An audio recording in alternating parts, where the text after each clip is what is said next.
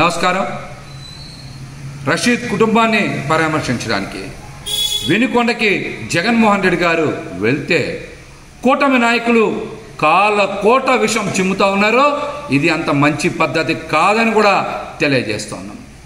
YCP కార్యకర్తని Telugu Desam party నాయకులు నడి road మీద అత్యంత పాశవికంగా హత్య చేస్తే జగన్మోహన్ రెడ్డి గారు పరామర్శించకూడదా?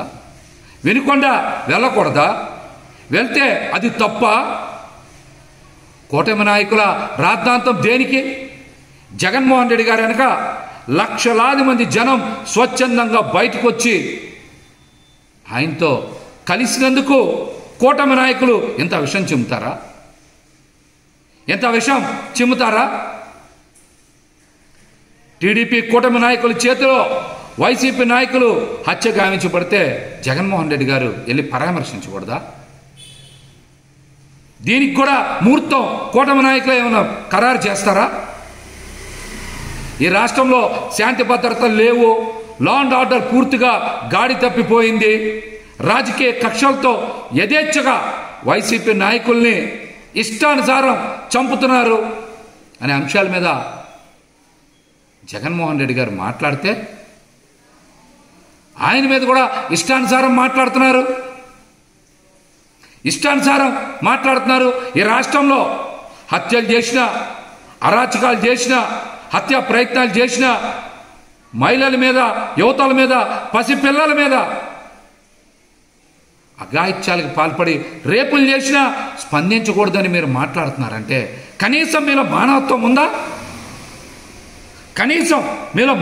ఉందా? దీనికి ముందు మీరు రాష్ట్ర ప్రజలకి సమాధానం చెప్పాలి. ఒక్క కూటమి నాయకుడు కూడా బయటకు వచ్చి శాంతి భద్రతల్ని అదుపు చేస్తాం, శాంతి భద్రతల్ని గాడిలో పెడతాం, లా అండ్ ఆర్డర్ సక్రమంగా నడుస్తుంది, ఇక నుంచి రాష్ట్రంలో హత్యలుండవు, హత్య ప్రయత్నాలు చెయ్యం, మహిళల మీద అఘాయిత్యాలు జరగవు, రాష్ట్రం ప్రశాంతంగా ఉంటుందని ఒక్క నాయకుడు తెలుగుదేశం నుంచి కానీ, బీజేపీ నుంచి కానీ, జనసేన నుంచి కానీ ఒక్కరనే మాట్లాడుతున్నారా? మాట్లాడకపోగా జగన్మోహన్ రెడ్డి గారి మీద విష ప్రచారం చేయడం ఏంటి? ప్రస్తుతం జరుగుతున్నటువంటి పరిస్థితుల మీద మాట్లాడకుండా గతంలో జరిగినటువంటి సంఘటనల గురించి చెప్తా ఉన్నారు. అనంతబాబు విషయం చెప్తా ఉన్నారు. నిజంగా జగన్మోహన్ రెడ్డి గారు సహకరించుంటే అనంతబాబు మీద కేసు ఫైల్ అయ్యేదా? 14 రోజులు జ్యుడిషియల్ రిమాండ్లో ఉండేవారా? 6 నెలల పాటు జైల్లో ఉండేవారా? సుప్రీంకోర్టు నుంచి బెయిల్ తెచ్చుకోవాల్సి వచ్చే పరిస్థితి వచ్చేదా? దీని మీద కూడా విష ప్రచారం ఏంటి? అనంతబాబు మీద కేసు ఫైల్ అయింది నిజం, 6 నెలలు జైల్లో ఉన్నది నిజం, సుప్రీంకోర్టు నుంచి బెయిల్ తెచ్చుకున్నది నిజం. దీని మీద కూడా విష ప్రచారం ఏంటి? డాక్టర్ సుధాకర్ బాబు చనిపోయింది కార్డియాక్ అరెస్ట్ అయ్యి, కావాలంటే మెడికల్ రిపోర్ట్లో చెక్ చేసుకోవచ్చు. కార్డియాక్ అరెస్ట్తో చనిపోతే కూడా విష ప్రచారం చేస్తారా? జడ్జి రామకృష్ణ గారి అంశం కూడా అంతే. ఆయన మీద చెక్కుల మీద ఫోర్జరీ సంతకాలు చేశారని, వారి సోదరి సుచరిత అకౌంట్ నుంచి చనిపోయిన తర్వాత అక్రమంగా డబ్బులు డ్రా చేశారని కదా కేసు నమోదైంది. దీనికి జగన్మోహన్ రెడ్డి గారికి ఏం సంబంధం? ఈ అంశాలన్నింటినీ కూడా కావాలని విష ప్రచారం చేసి జగన్మోహన్ రెడ్డి గారి మీద బురద జల్లే ప్రయత్నం ఇంకా చేస్తారా? పరామర్శకు వెళ్ళకూడదా? ప్రజల్ని కలవకూడదా? దానికి కూడా ముహూర్తం మీరే ఖరారు చేస్తారా, లేకపోతే కూటమి నాయకులే?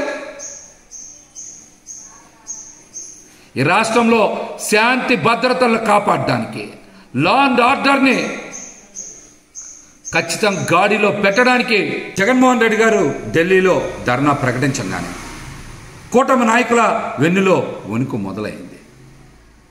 ఈ రాష్ట్రంలో శాంతి భద్రతలు కాపాడాలి, ప్రజలు స్వేచ్ఛాయుత వాతావరణంలో పనులు చేసుకోవాలనే ఒక గొప్ప ఉద్దేశంతోనే జగన్మోహన్ రెడ్డి గారు ఢిల్లీలో ధర్నా ప్రకటించారు.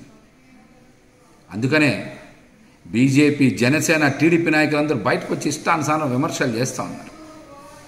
ఈ 45 రోజుల పాలనలో 31 హత్యలు చేశారు. 300 మంది మీద హత్య ప్రయత్నాలు చేశారు. 35 మంది ఆత్మహత్యలు చేసుకున్నారు.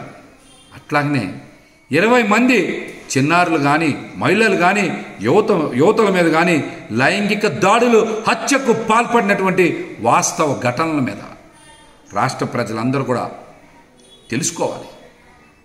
కూటమి ప్రభుత్వం ఎలాంటి అరాచక పాలన అందిస్తుందో మీరందరూ కూడా చూడాలి. ప్రజలు తెలుసుకోకూడదని, ఈ అరాచకాలని చూడకూడదని జగన్మోహన్ రెడ్డి గారి మీద కూటమి నాయకులు ఇష్టానుసారం విషప్రచారం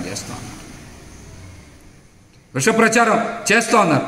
కూటమి నాయకులను ఒక్కటే అడుగుతూ ఉన్నాం, మీరు యథేచ్ఛగా ఈ రాష్ట్రంలో హత్యలు చేస్తున్నా, హత్య ప్రయత్నాలు చేస్తున్నా, మహిళల మీద అఘాయిత్యాలు చేస్తున్నా అందరూ కళ్ళు మూసుకొని నోరికి ప్లాస్టర్లు వేసుకోవాలా? హోంమంత్రి గారు కూడా మాట్లాడుతూ ఉన్నారు. సమయం వస్తుందంట, అప్పుడు అవి కంట్రోల్ అవుతాయంట. ఇదేం సందేశం ఇవ్వడం హోంమంత్రి గారు? ఇదేం సందేశం ఇవ్వడం? మీరు చక్కగా పబ్లిసిటీ కోసం ఫోటోలు దిగుతున్నారు. మరొక పక్కన మహిళల మీద మాత్రం దాడులు ఆగట్లా, హత్యలు ఆగట్లా. దీని మీద కదా మీరు మాట్లాడాలి. ఈ అంశాల మీద కదా మీరు మాట్లాడాలి. మాకు కూడా అర్థమవుతుంది అనిత గారి చేతిలో హోంశాఖ లేదని. ఆ శాఖని లోకేష్ గారో, చంద్రబాబు నాయుడు గారో నిర్వహిస్తున్నారనేటువంటి వాస్తవ విషయం అందరికీ అర్థమవుతుంది. మీరు కేవలం రబ్బర్ స్టాంపు మాత్రమే. అనిత గారికి హోంశాఖ ఇచ్చామన్నది కేవలం ప్రచారం కోసం వాడుకోవడానికి మాత్రమే ఈ విధంగా చేస్తూ ఉన్నారు. కానీ అనిత గారి చేతిలో ఏ మాత్రం పవర్ లేదు. Please subscribe .news